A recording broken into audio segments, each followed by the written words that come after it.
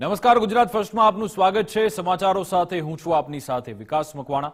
સમાચારની શરૂઆત કરીએ તો અમરેલી ધારી ગીર જંગલ વિસ્તારમાં ફરી એકવાર ધોધમાર વરસાદ વરસવાની શરૂઆત થઈ હતી। ધારી ગીરના ગ્રામ્ય વિસ્તારોમાં મેઘરાજા જોરદાર વરસ્યા। ધારી ગીરના રાજસ્થલી, દુધાળા સહિતના ગામડાઓમાં જોરદાર વરસાદ આવ્યો।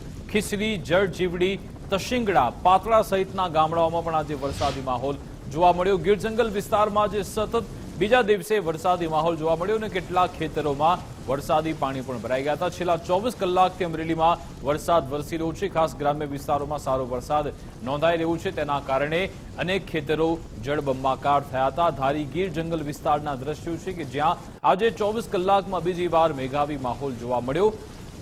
સાયક્લોનિક સર્ક્યુલેશન સિસ્ટમ જે એક્ટિવ થઈ છે તેની અસર ગુજરાતમાં જોવા મળી રહી છે। ખાસ સૌરાષ્ટ્ર અને દક્ષિણ ગુજરાતમાં વરસાદી માહોલ જોવા મળી રહ્યો છે। આ અંગે જાણકારી આપશે સંવાદદાતા ફારૂક ફોનલાઈન પર જોડાઈ ગયા છે। ફારૂક, ગઈકાલથી અમરેલીમાં વરસાદી માહોલ છે, આજે કેવી સ્થિતિ રહી વરસાદને લઈ અમરેલીમાં?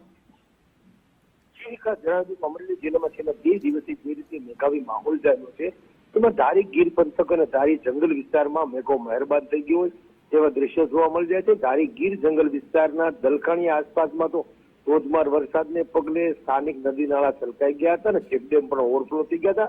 ત્યારે હાલમાં ધારી ગીર જંગલના રાજસ્થળી, પાતળા સહિતના જે જંગલ વિસ્તારના ગામો છે ત્યાં ધોધમાર વરસાદને પગલે ખેતરો પાણીમાં તરબતર થઈ ગયા હતા। ખેતરો છે તેના ખેતીના પાક છે પાણીમાં ડૂબી ગયા હોય તેવા દ્રશ્યો પણ સામે આવ્યા છે। ત્યારે ખાંભાગીર અને ધારી ગીરમાં બંને દિવસે સારા વરસાદને કારણે ખેડૂતોમાં ખુશીની લાગણી જોવા મળે છે, કેમ કે છેલ્લા 1.5 મહિનાથી જે વરસાદ ખેંચાણો હતો બાદમાં જે રીતે વરસાદનું આગમન થયું તેને લઈને ખેડૂતોમાં ખુશી છે, કેમ કે પોતાની મુરઝાતી મોલાતોને જીવતદાન રૂપી અમીરૂપી વર્ષા હાલમાં પડી રહી છે।